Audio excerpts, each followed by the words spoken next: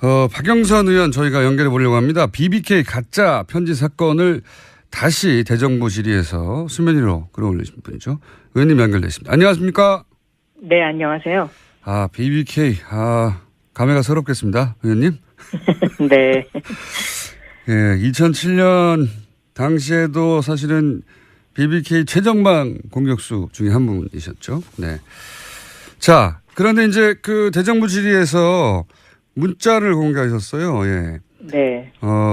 박영선 의원에게 사죄드리며 그리고 저에겐 2개의 카드가 남아있다. 이런 내용의 문자를 공개하셨는데 이게 요 문자만으로는 잘 이해가 되지 않는 분들이 많을 겁니다. 어떤 문자인지 전체적으로. 좀 설명해 주십시오. 왜 이런 문자가 왔고 전후 맥락이 뭔지.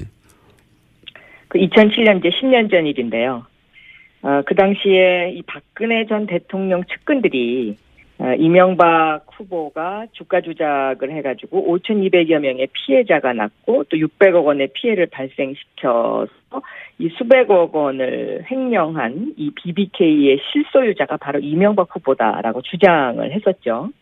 그런데 이 실소유자 문제가 나오니까 이제 이명박 그 후보께서 나는 실소유자가 아니고 피해자다 이런 이제 주장을 하면서 김경준이 실소유자다 이제 이렇게 계속 주장을 하면서 그 선거를 버텼는데 네네. 이 김경준이 이제 실질적으로 입국을 하게 되지 않았습니까? 네.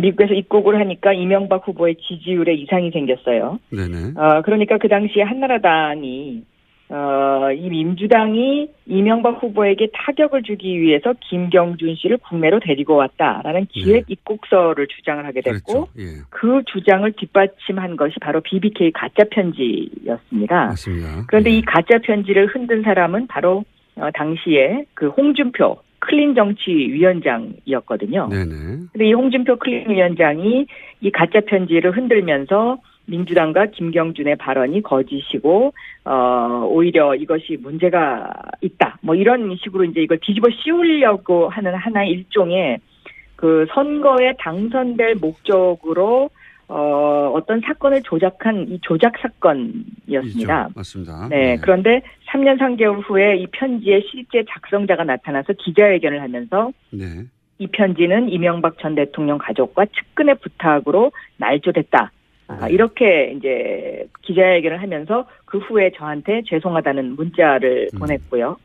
이분이 저한테 이제 그 죄송하다는 문자를 보낸 이유는 이 BBK 가짜 편지 사건으로 제가 이제 엄청나게 고통을 당했었거든요. 검찰이 저를 중심으로 한 민주당이 이것을 기획했을 것이다라는 어떤 그 각본을 짜놓고 제 주변 저를 비롯해서 제 주변의 수사를 엄청나게 했었습니다. 네네. 그런데 이제 이게 사실이 아닌 것으로 밝혀진 그런 사건이었죠.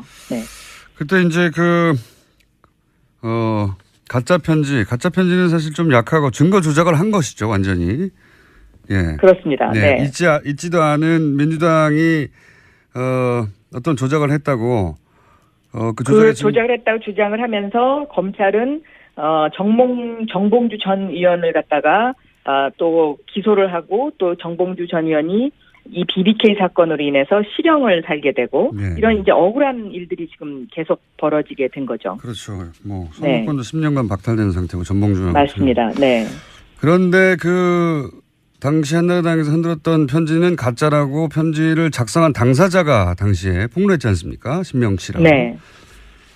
그래서 그분이 이제 이 일로 고생하신 박영선 의원에게 죄송하다고 그거 내가 쓴 가짜라고 이렇게 폭로하면서 보낸 문자인 걸로 보이는데요. 그죠? 네네. 네. 그런데 이제 지난 대정부 질문에서 새로운 증거가 있다고 하셨지 않습니까? 이제 그 문자 메시지의 내용을 보면은요. 나에겐 아직 두 개의 카드가 있다. 이렇게 써 있지 않습니까? 네네. 근데 이 2개의 카드가 지금 현재 밝혀지지 않았고요. 이분이 그 문자를 보내면서 저한테 뭐라 그랬냐면 검찰청 발표는 담당 검사 박철우 검사 외에는 전부 거짓이다. 이렇게 2가지의 이야기를 적었어요. 근데 제가 이제 여기서 말씀드리고 싶은 내용은 뭐냐면 검찰이 새로 출발하겠다 그러면서 인혁당 사건을 사죄를 국민한테 했었는데요. 사실은 지금 검찰이 새로 출발하려면 바로 이 BBK 사건 수사에 대한 대국민 사과가 있어야 된다. 저는 그렇게 보고 있습니다. 왜냐하면 여기서의 그 검찰청 발표가 전부 가짜다라는 그 의미는 뭐냐면 그 당시에 검찰이 이 가짜 편지의 윗선은 없다라고 해서 꼬리를 잘라버렸거든요. 그렇죠. 예. 그런데 이 문자가 의미하는 것이 이 윗선이 있다라는 것을 의미하는 것일 거라고 저는 그렇게 생각하고 있습니다. 왜냐하면 이 윗선과 관련된 여러 가지 그 등장인물들이 나오는데요. 네. 이 등장인물들에 대해서 검찰이 다 면죄부를 줬고, 그리고 이 등장인물들이 그 당시에 그 면죄부를 받고 조용히 있었으면 제가 그냥 가만히 있겠는데, 요즘 보면 마치 대한민국의 정의를 바로 세우는 사람인 것처럼 둔갑을 해서 오히려 더 큰 소리를 치고 있습니다. 그렇기 때문에 저는 이 부분과 관련해서는 검찰이 재수사를 하고 국민들에게 사과를 해야 되는 것 아닌가, 저는 그렇게 생각하고 있습니다. 지금 말씀하신 그 당시에 그 신명 씨가 자신에게 네. 편지 조작을 지시했던 사람, 그리고 관여했던 사람이라고 밝힌 인물들이 이명박 대통령의 형인 이상득 씨, 네. 그리고 최시중, 그리고 이명박 특보 당시에, 그리고 김병진 특보. 예. 네.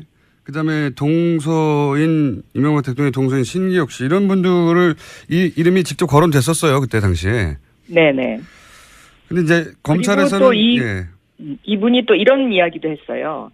그 홍준표, 그러니까 가짜 편지를 흔든 홍준표 대표가 윗선이 있으면 정치적으로 책임진다고 했으니까 그렇게 하세요.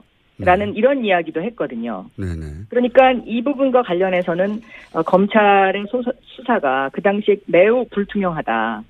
저는 그렇게 보고 있고, 검찰이 그 손이 안으로 굽는 그런 수사를 한 것이 아닌가, 저는 그렇게 생각하고 있습니다. 네. 그런 의혹이 뭐 여전히 남아있고, 신명 씨의 주장은 그러했는데 실제 신명 씨에게 그런 편지를 쓰라고 지시를 했던 양승덕 씨는 그냥 대학에 직원에 불과했는데, 한 대학에. 이분이 다 그냥 이 모든 일을 독자적으로 기획했다는 게 검찰의 수사 결과였지 않습니까? 그렇습니다. 네. 말이 안 되는, 납득하기 어려운 수사 결론이었는데, 지금 네. 이제 의원님 말씀은 제대로 된 검찰 수사를 새로 하고, 그리고 그 이전에 당시 수사를 담당했던 검찰은 여기에 대해서 반성하고 수사를 밝혀야 된다, 이런 말씀이신 거죠? 그렇습니다. 그리고 저는 이 일로 인해서 정봉주 전 의원 같은 경우는 너무나 억울한 옥살이를 했기 때문에 지금이라도 특별 사면을 시켜줘야 되는 것 아닌가, 저는 그렇게 생각하고 있습니다. 네. 당시 정봉주 전 의원과 박영선 의원님이 2007년에 이 건으로 사실 고생을 같이 하셨는데, 네, 고생 많으셨죠 그때. 예, 그렇습니다. 지금은 이렇게 웃으면서 이야기하지만 네. 그 당시는 뭐 굉장히 상황이 심각했었죠. 가족들이 다 뿔뿔이 흩어져야 되고, 또 제 주변에 있는 보좌진들부터 시작해서 검찰 수사를 안 받은 사람이 없거든요. 네. 제가 알기로는 의원님도 거의 감옥 가실 뻔한 걸 알고 있습니다. 자, 10년 전 얘기긴 합니다만 거의 감옥 가실 뻔한 걸 알고 있고. 네. 자, 이 건에 대해서 그게 문제가 아니라 제대로 밝혀지지 않았다. 예. 그리고 현 검찰총장도 여기서 자유롭지는 않습니다. 당시에 서울중앙지검 특수 1부장이었기 때문에. 네. 자, 그런데 이게 재수사가 과연 될 수 있을까요? 저절로는 안 될 것 같은데요. 저도 뭐 이게 재수사하기가 쉽지는 않을 거라고 생각합니다. 왜냐하면 이 BBK와 관련된 그 수사 검사들이 한 뭐 3분의 2 정도는 그만뒀지만 아직도 3분의 1 정도가 검찰에 남아 있습니다. 네. 그런데 이 남아 있는 그 검사들의 주장은 뭐냐면, 우리가 그 당시에 정치적으로 그런 핍박을 받았지만 그래도 그러니까 무혐의라는 게 이제 일종의 가짜 편지도 뭐 윗선이 없다, 이런 정도로 그렇죠. 무마하고 민주당을 더 수사하라는 압박이 있었고, 박영선을 기소해서 감옥에 보내라는 압박이 있었지만 증거가 없어서 우리가 그래도 우리 양심대로 그래도 많이 노력했다, 뭐 이제 이런 주장을 하고 있는데요.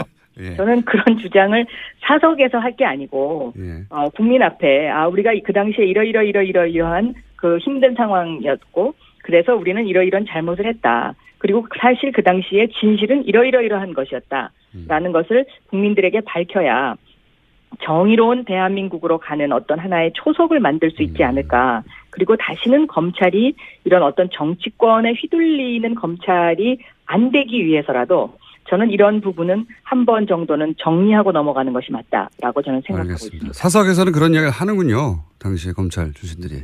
네, 제가 듣기로는 정봉주 전 의원에게도 그 당시에 정봉주 전 의원을 수사했던 검사분들이 우리가 그때 뭐 이래서 어쩔 수 없이 기소를 한 거다라는 이야기를 사석에서 하는 걸로 제가 알고 있습니다. 알겠습니다. 오늘 말씀 감사합니다. 여기까지 듣겠습니다. 네. 지금까지 더불어민주당 박영선 의원이었습니다. 그 2007년 이제 10년 전 일인데요. 그 당시에 이 박근혜 전 대통령 측근들이 이명박 후보가 주가 조작을 해가지고 5,200여 명의 피해자가 났고 또 600억 원의 피해를 발생시켜서 이 수백억 원을 횡령한 이 BBK의 실소유자가 바로 이명박 후보다라고 주장을 했었죠. 그런데 이 실소유자 문제가 나오니까 이제 이명박 그 후보께서 나는 실소유자가 아니고 피해자다 이런 이제 주장을 하면서 김경준이 실소유자다 이제 이렇게 계속 주장을 하면서 그 선거를 버텼는데 네네. 이 김경준이 이제 실질적으로 입국을 하게 되지 않았습니까? 네. 미국에서 입국을 하니까 이명박 후보의 지지율에 이상이 생겼어요. 네네. 그러니까 그 당시에 한나라당이 이 민주당이 이명박 후보 박영선 의원 저희가 연결해 보려고 합니다. BBK 가짜 편지 사건을 다시 대정부 질의에서 수면 위로 끌어올리신 분이죠. 의원님 연결됐습니다. 안녕하십니까? 네, 안녕하세요. BBK. 감회가 새롭겠습니다. 의원님. 네.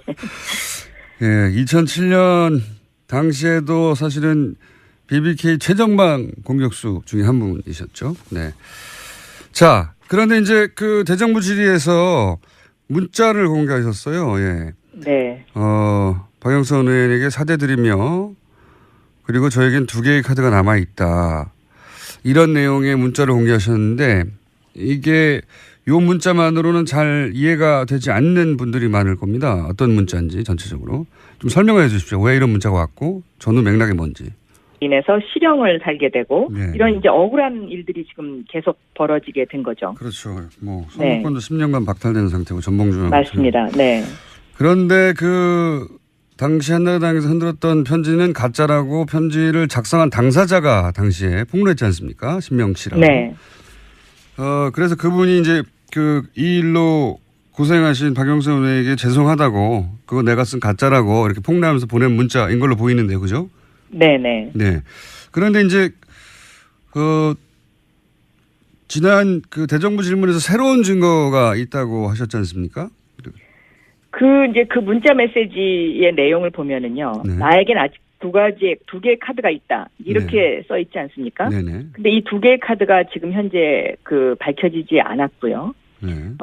이분이 그 문자를 보내면서 저한테 뭐라 그랬냐면 후보에게 타격을 주기 위해서 김경준 씨를 국내로 데리고 왔다라는 기획 입국서를 주장을 하게 됐고 그랬죠. 예. 그 주장을 뒷받침한 것이 바로 BBK 가짜 편지였습니다. 맞습니다. 그런데 이 가짜 편지를 흔든 사람은 바로 당시에 그 홍준표 클린정치위원장이었거든요. 네네.